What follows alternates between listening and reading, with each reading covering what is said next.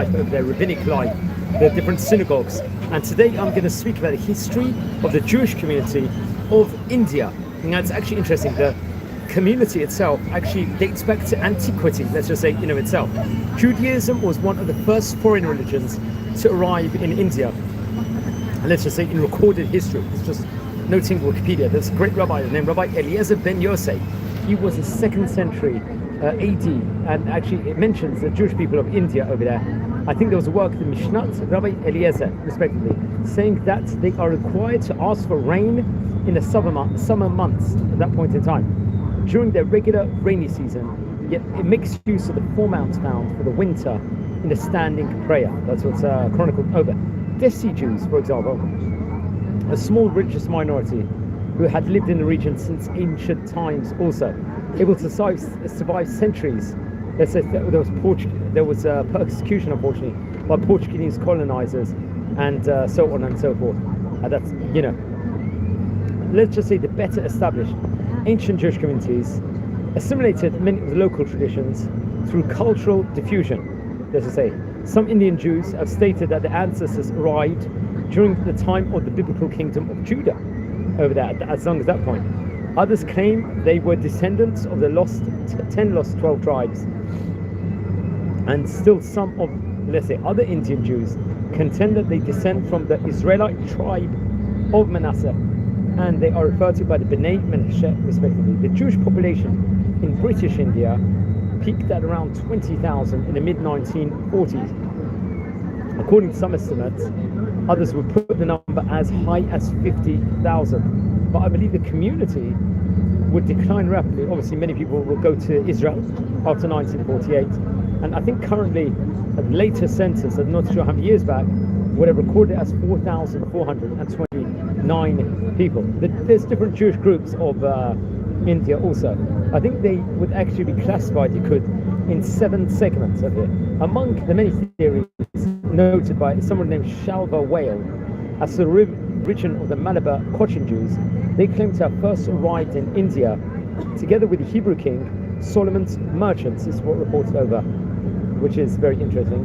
The fair complex component is of European Jewish descent, both Ashkenazi and Sephardi. Now there's Madras Jews. This was the Spanish-Portuguese Jews, and the Paradisite Jews, the British Jews. They would arrive at Madras during the 16th century. This was reported over. They were diamond business people over there, both of Sephardic and Ashkenazic heritage. And obviously there was expulsion of the Jewish community in Iberia, 1492 Spanish expulsion by the Alhambra decree. Few families of Sephardic Jews would make their way to Madras. I think in the 16th century they maintained trade connections in Europe, and the language was useful. Although Sephardi mostly spoke Ladino, it's Judeo-Spanish. This is in India they learned, let's say, Tamil and Judeo-Malayan from the Malabar Jews, respectively. Now, what's interesting, there was the Nakakoil Jews also, the Syrian Jews, Mastarabi Jews. They were Arab Jews who arrived in Nagrokoli and other places, I think in 52 AD, along with the arrival of St. Thomas. Most of them were merchants and had also settled around and eventually migrated to Israel. That's reported over. In the early, I think it was, let's just say at that point in time, the early days, they maintained trade connections to Europe through nearby ports of the Koalacha and other places also, and had very different, let's just say, language goes. So it's very different. Historians, someone named Daniel Tyman and George Bennett, would cite the reasons for the Jews selecting this area in of itself because of the climate over there and the significant, let's say, other populations. I think then there's the Jews of Goa. They were Sephardic Jews from Spain and Portugal who fled to this area of Goa after the commencement of the Inquisition in those countries at that point in time. And that was another community. And then a fifth category could be seen, let's say, the main branch of the, let's say, the native Bnei Israel is said to have arrived in the Korakan coast in ancient times, and they are completely, let's say, mingled in nature culture. And I think it's believed that their ancestors fled from Judea during the persecution of the Epiphanes, the Antiochus Epiphanes, and arrived on Indian soil after I believe 7 people survived a shipwreck near the Nigerian village in 175 before Common Era. Another branch, let's just say, of the Bnei Israel community resided in Karehi until I think the partition of India in 1947. Many of them would move to Israel afterwards. The Jewish people from other areas, Punjab, Pathan, and various other areas, are, let's just say, sometimes seen as incorrect if they are Bnei Israel Jews. The Jewish community used to reside in other parts of what became Pakistan, also reported over. Then there's the Baghdadi Jews from Iraq. They arrived in Surat from Iraq, Iran, Afghanistan, about 250 years ago, approximately, in the mid-18th and 19th century. Then another group, the Bnei Menashe, they were the sons of Menashe. Who are they? I think in Hebrew. They are Misa and Kugi. That's a tribesman in that specific area in itself. Some of them are recent converts to the modern form of Judaism, claim ancestry reaching all the way back to the 10 lost tribes of Israel, specifically the sons of Joseph. Then there's a Teluchi speaking group, the Bnei Ephraim over here, the sons of Ephraim, also claim ancestry from Ephraim, one of the sons of Joseph. And a lot. Then there's European Jewish immigrants to India escaping persecution in the Second World War, account a small portion of Jewish Indians today. From 1933 to 1947, 200 Jews fled from Europe and sought asylum in India.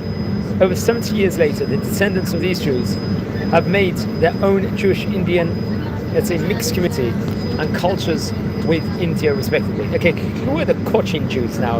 Let's speak about them for a minute over here. Okay. As we're trying to do a special edition, a history of Indian Jews. They're seen as oldest of the Indian Jewish communities, and the Cochin Kingdom, let's just say, traditional accounts is there were traders of Judea that arrived in Kragon, an ancient port near Cochin.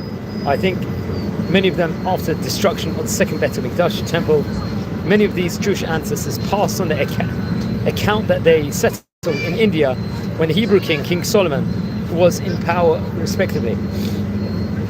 There's no reason or dates mentioned specifically why they arrived in India, but Hebrew scholars date it up to around early Middle Ages.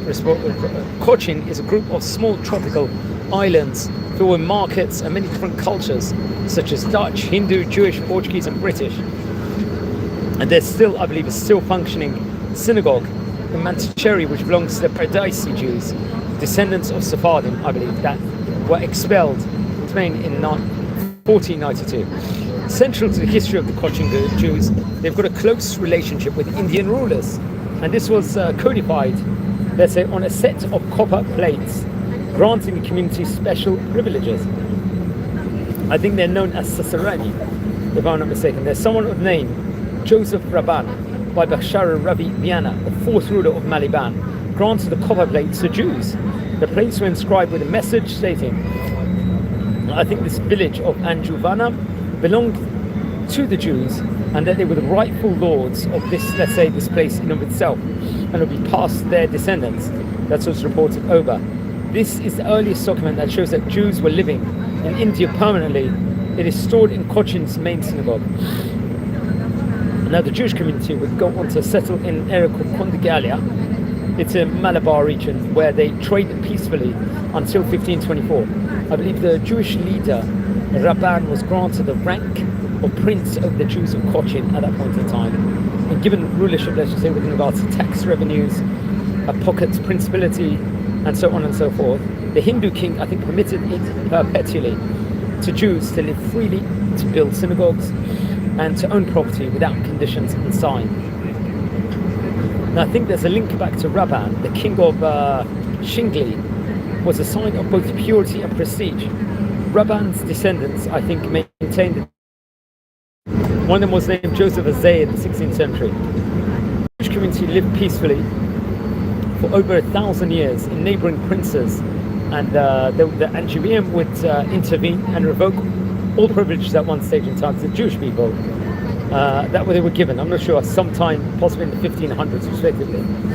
Now this area itself would attract many tourists nowadays. Cochin Synagogue operates partly as I think as a shop by one of its few remaining Cochin Jews. It's reported over.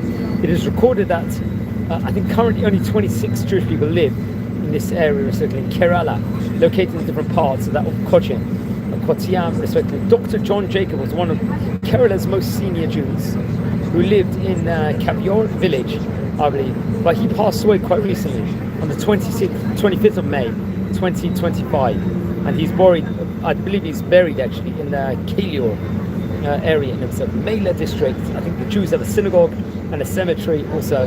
There are at least 7 existing synagogues in the area of Kerala, although not serving, let's say, their original purpose anymore. How about the Madras Jewish community? They would also settle, also known as Chennai now. I think it was founded in the year 1640, if I'm not mistaken. Most of them were coral merchants from Livorno, the Caribbean, from London, Amsterdam. They were of Portuguese origin also, and belonged to the Henriques de Castro Franco, or let's say Porto families or Paiva families. Jacques de Paiva, originally from the Amsterdam Sephardi community of Amsterdam, was an early Jewish arrival and the leader of the Madras Jewish community. He will build the Madras synagogue and the Jewish cemetery, I think, over there in that point in time, which would later become part of the south end of Mint Street, I believe. Da Pavia established good relations with those in power and bought several mines to source, let's say, the specific type kind of diamonds, and Jews were permitted to live within the Fort St. George, respectively. I think Deva Pavia passed away in 1687, and after a visit to, I think, his mines, and was buried in the Jewish cemetery, which is established in that place, which later became North Mid Street, I believe, so we have to point over. I think there was around the time period 1670, the Portuguese population in Madras numbered 3,000. Before his death, he established a colony of Jewish traders of Madras Catam with Antonio del Porto, Pedro Pereira, and Fernando Mendes Henriques. They enabled more Portuguese Jews, I think, from Livorno, Caribbean, and London, Amsterdam to settle in Madras, respectively.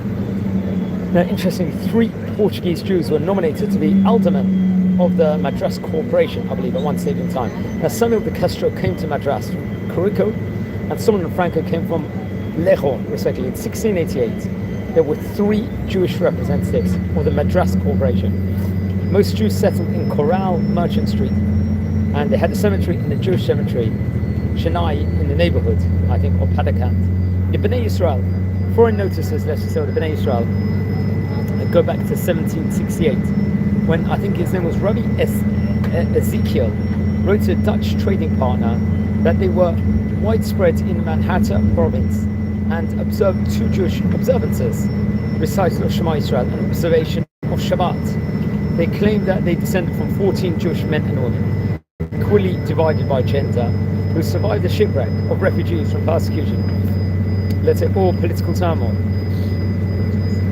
Yeah, they were instructed in rudiments of normative Judaism by the Cochin Jews, reported over, and yeah, much more can be said.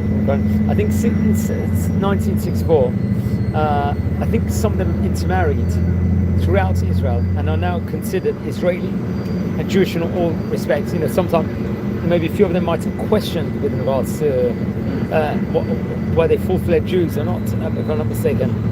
But this was just chronicled over here. But I don't know much with regards to the topic in of itself. So I think it wasn't necessarily, when I say that it was questioned, it wasn't necessarily accepted initially by all the rabbinates of Israel, respectively, at that point in time. Okay, so let's continue at the moment over here. So now this group is actually divided into let's say, categories that maybe did not go outside the community. There's the dark-skinned ones, or Kala, and then there was a fair-skinned people, let's say, of Gora. The latter believed to be lineal descendants of the shipwreckers' survivors reported over. Now, the Bnei Israel communities and synagogues are situated, I think, in Penn, in Mumbai, in Panvel, Alberg, Pune, and the largest synagogue in Asia outside of Israel is in Pune, the Ohel David Synagogue. Mumbai has a thriving Bnei Israel community, I think, until the 1950s and to 1960s, where many families immigrated eventually to Israel, known as the Hodeim, the Indians over there. The Bnei Israel community has, let's just say, risen to many positions of prominence in Israel. In India, the Bnei Yisrael community has, let's say, become less, shrunk considerably, and many of the synagogues now are in disuse. Unlike many parts of the world, Jews have historically lived in India with relatively little anti-Semitism from the local majority populace, the Hindus. Jews were Okay, yeah, sorry, we'll just continue. Just a connection went for a minute. Okay, yeah, sorry, we'll just continue. Just a connection went for a minute.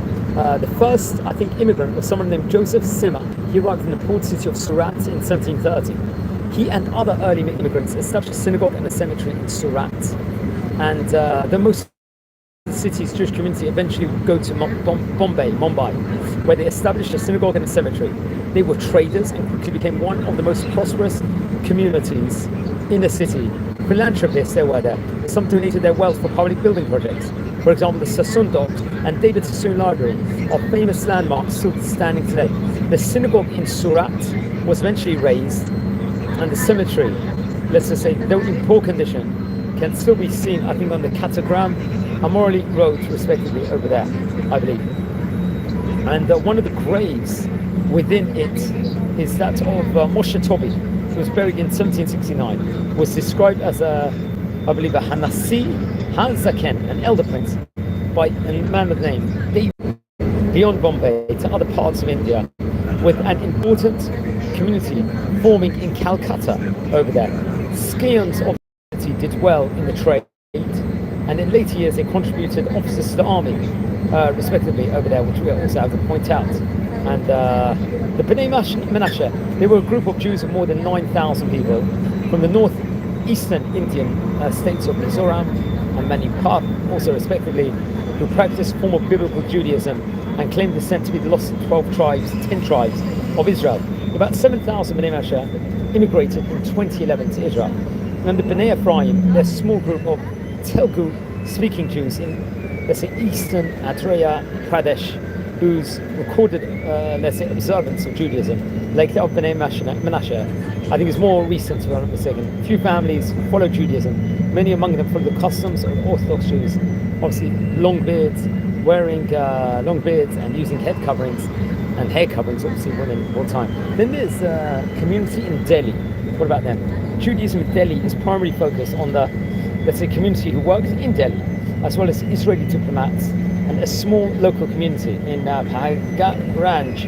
I think there's a Chabad that now sets up a synagogue and religious center in a backpacker area regularly visited by Israeli tourists.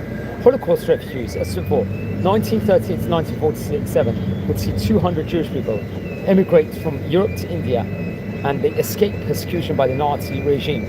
Most of these refugees arrived in India at the start of the war, and consequently were better positioned to find employment and shelter than many European Jews who were forced to leave amid war.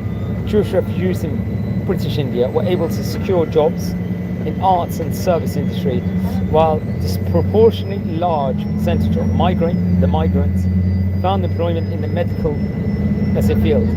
Along the adoption of various Indian societal customs and so on, these jobs have helped Jewish migrants create a sense of their unique cultural place, identity within British India. Now today, the majority of Indian Jews have obviously made aliyah, as we said on onset, over here to Israel. Obviously, over 70,000 Jews now live in Israel, over 1% of Israel's total population.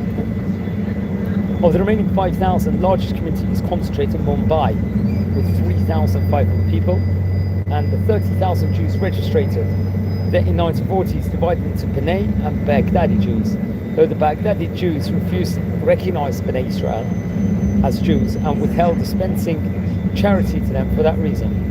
There are reminders of Jewish localities in Kerala, still the old British in Calcutta, also immigrated to Israel. Also, we also have to point notable people, famous people over there, who we should point out. There was, for example, just going in the secular sphere, someone named Eli Ben Menachem was an Israeli politician born in the year 1947. A lecturer at Harvard Law School was Jacqueline Baba, I believe. Then just to continue also, someone named, and Israeli author of Cochin Jewish origin was someone named Daniel Ruby, if I believe it, and a Jewish Indian author of the name Esther David, and also I think a zoologist, some name Reuben David also. And just to point out, these are just many people in the more secular sphere we've been speaking about. Someone, Revitel Moses, who was a B'nai Israel content creator, bridging cultural gaps between India and Israel. Also, so that is interesting. Various philanthropists. Horace Kadakon, Aish Kapoor, an artist, for example. Samson Kemikar was a musician, for example. And most notably, there was a rabbi named Rabbi Ezekiel Israel, I think Majikasa. I think he was a B'nai Israel rabbi over there also, respectively. So we have to point that out. So as we're exploring the history of the rabbi, so there was notable figures in secular sphere, respectively, over there. Especially, let's just speak about Rabbi Ezekiel Isaac Maleka for a moment over here, because he's a rabbi, obviously from India. He was the head of the Jewish community in New Delhi. He is the honorary secretary of Judah Hayim Synagogue of the corner of Umudian Road.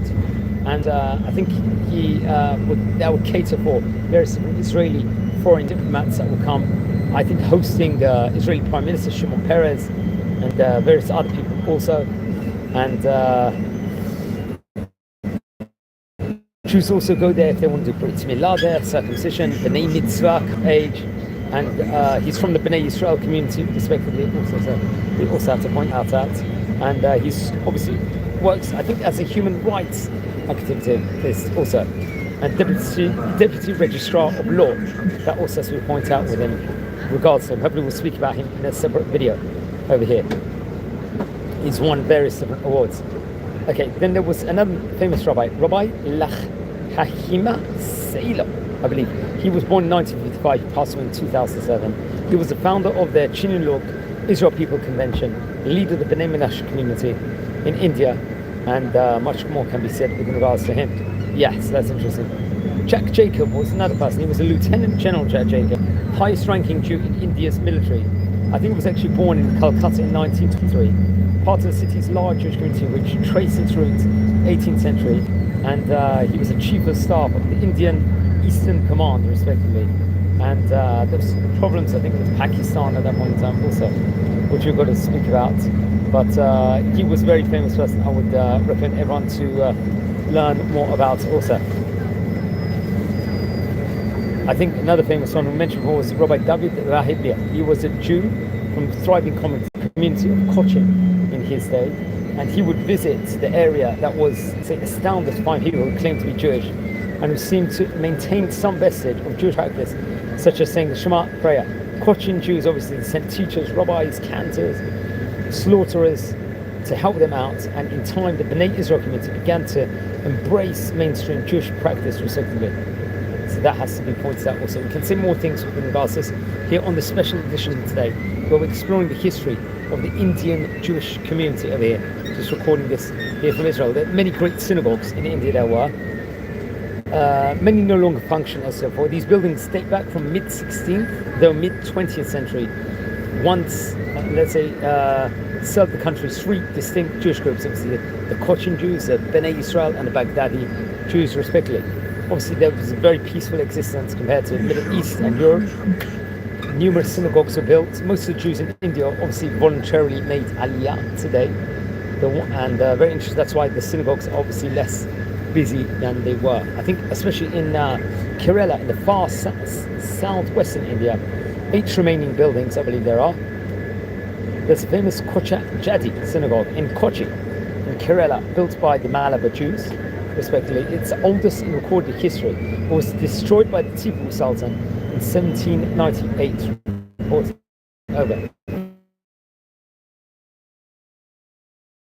Much can be said about that. Most of the buildings in India are unique in a way, of Kerala in India. They were influenced by, let's say, Indian building at that point in time, traditions, coupled with influence of visiting merchants and imperialists over the centuries. The Cochin Synagogue constitutes, let's just say, a wonderful structure in of itself that we have to point out, and a blend with regards to the feature two bimmers, for example, and it can be found in the main sanctuary, the primary one, respectively. The second is used during the Chagim, the holidays, and special events, and found in the gallery level, adjacent to the space dedicated for women seating at the Ezra Mashim. The Baghdadi synagogues there are.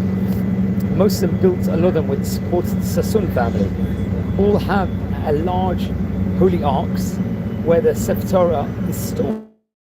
Let's just say, a sizable working room is revealed. That the architecture of most Bnei Israel synagogues, I think, is, let's say, stylistically pure and hence hard to find or label, although there are examples of buildings built in 1930s by the Bnei Israel communities. I'm not sure that either synagogues is really stylistically pure or deco region during the 19th century are interesting blendings of Jewish liturgical requirements, respectively. So that has been pointed out. Now, there's a Magen Abraham synagogue in Ahmedabad. I think it's the only synagogue in the Gujarat. I think the current Jewish population of India, 4,500 people, number of kosher Jews would be approximately 50. Baghdadi Jews, no more than 200, and the balance are Bnei Yisrael. Now, in Kerala, what about that? There were several Jewish communities north of Cochin, and their presence in this area goes back to at least the 11th century. Several synagogues were built over there, two of which had been restored as towns, I think in the Kabul and other areas respectively. The state of Maharashtra has as many as 10 synagogues reported over, particularly in Mumbai. And yeah, very, very interesting. I think they include the Magen David synagogue in Baikulia, and the Knesset Eliyahu synagogue, the Fort Oil David synagogue, and Sukkot Shlomo synagogue was, let's just say, the two synagogues in Peru, which we also have to point out. So we're going through a real history lesson over here, which I think is very, very important over here for this, not just for us, it's just for this entire series in of itself. So we're exploring the history of the rabbinate over there, who were the great rabbis of different points in time, and the great different Jewish personalities also in there. Okay, so we can talk about a bit now about Tamil Nadu. I think the Madras synagogue is, I think if I'm not mistaken, the only synagogue in Tamil Nadu was built by Jacques de Paiva, a Paradise Jew of Madras, respectively. I think it's a synagogue in Ladino, the traditional Judeo-Hispanic language of the Sephardic Jews. We also have to point out over there. So the Magen Abraham synagogue, let's just explore a bit with regards to that, another famous synagogue over here. It's a shield of Abraham, it's also known as. Orthodox Jewish congregation and synagogue located in Old Town neighborhood of Ahmedabad of Gujarat in India. And as of 2015, it was the only synagogue in the entire state. It was built in 1934 using donations from members of the Bnei Israel Jewish community over there. Let's speak a bit now within regards to this synagogue over here. Very, very fancy synagogue. And it's actually located in the Bawa Latif Street, I believe. This is in that, obviously situated in India, obviously an Orthodox synagogue. Yeah, to point out also, I think the architect was Daniel Samson, Ellis Abraham Benjinga, and founded by Dr. Solomon Abraham Eruklia, respectively, over here. And we're just going to continue this video in a minute, as just getting off the bus, and we're doing a special edition over here where we're exploring the history of the Indian Jewish community over here, and who are the most notable figures, let's just say, in India of various different times of yesteryear here on this special edition. Anyone tuning in at the moment, please subscribe to the channel. And it's not the first country we're exploring the history within regards to. We've spoken about Malta, Kosovo, Lebanon, various other places, and Macedonia. So it's always a privilege now to speak about India. The style of the synagogue, of the Magen Abraham synagogue, the famous one, I say, was an Indo-Judaic Art Deco. Dr. Solomon Abraham Eruklia would actually form it, if I'm not mistaken. I think it was in the year 1934, if I'm not mistaken. There was much going on over there. Now, to explore the history within regards to synagogue, just about the Bnei Yisrael Jews over here, we're speaking much about them.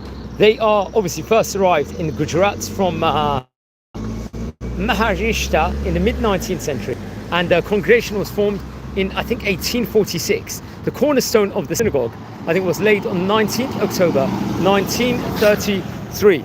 I think, to be precise, the name of the person was Abijalibal Benjamin Isaac Bochner. The synagogue was consisted on, I think it maybe started on 2nd of September 1934. That's obviously here from time of recording, about 91 years ago. Actually, nearly exactly, actually, because we're in the middle of September 2025 at the moment. That's something we definitely have to point out. And more can be said with regards to this synagogue, respectively. And the first Jews, I think, would arrive there at that point in time. There was notable Jewish people in that community. Remember, India has a very rich heritage. Actually, to be honest, I know someone that had that is like a sort of a chief rabbi of India, also a good friend of mine currently. So it would be great at one stage to actually have him on and maybe do a video recording about the history of the Indian Jewry, respectively. But the synagogue was, let's just say, at that point in time, named in honor of Dr. Abraham Aruka. He happened to be one of the first Jews to come to Ahmedabad, and the father of Dr. Solomon Abraham Aruka, who helped to fund the construction of the synagogue. It was designed by Daniel Sampson and Ellis Abraham, as we mentioned before. Then a nice Art Deco, let's just say, formality was actually placed in the synagogue, which I point out. I think the art contained multiple Torah scrolls, many sizes inside this beautiful place. And there's obviously Ezrat Nashim over there, and much can be said within regards to that also, which we also have to point out. Okay, just to, so there's nice gallery over there in the synagogue also, and so on and so forth. Now, I think the synagogue has a small, an active community, if I'm not mistaken, and they still have services nowadays. I think in 2016, the Gujarat government granted, let's just say, a status for the Jews in living in that state in of itself. So that is also very, very interesting. We also have to point out. Now, there's notable members of this synagogue. Let's just mention them for a minute. Someone named Reuben David. He was a veterinarian who founded the Karna Nehru Zoological Garden, I believe, if I'm not mistaken. Another notable member, S. David, an author, artist and sculptor, and Esther Solomon, leading scholar, let's just say, of Sanskrit, was also awarded with an order also. So very interesting. As we just had a brief outline within regards to the Indian Jewish community, much more can be said within regards to it. We know that there were various different great philanthropists that lived in India, built India, especially the Sassoon family. A lot of them came from Iraq and will become very, very great in India, building the synagogues. Obviously, Sassoon family we've spoken about on various occasions before. And there are many big Indian, let's say Iraqi Jewish communities also all across the world, especially in England. I think there's various different synagogues and different communities where there's different prominent Rabbanim over there also that we have out, and also in various different other parts of the entire world, which is actually very interesting. So we will speak much more in depth within regards to that, which we also have to point out. And let's learn more about the communities in of itself. Now, friends, over here we're community. We are trying to explore the entire history of various different rabbinates and Jewish histories of happenings going on all over the Jewish world, especially in the diaspora, mostly in the Sephardic countries, North African countries, Ottoman countries. Over here we're speaking a bit, just a few highlights within regards to Indian Jewish community over here. Now, if you descend from any great rabbis we've spoken about inside the series, please send me an email. I would love to hear more information. If you feel anyone will be interested in watching these videos, share these videos, please, to other people and help the community grow from strength to strength. We don't just record videos of the history of various countries, or we also record videos on the famous synagogues of different countries. We're famous rabbis, we're the great rabbis of various cities in all these different vicinities. That's something we are trying to concentrate on also. And we do Daf Yomi videos. We'll also record videos on Parshat HaShavua, weekly Torah portion, with a great Jewish personality of modern day. And we tour all over Israel also. I'm just walking at the moment in the streets of Bet Shemesh. So thanks everyone for taking the time of watching over here. Subscribe to the channel. We're nearing a staggering 7,500 subscribers. I'm wishing you all well and have a great day. Thank you.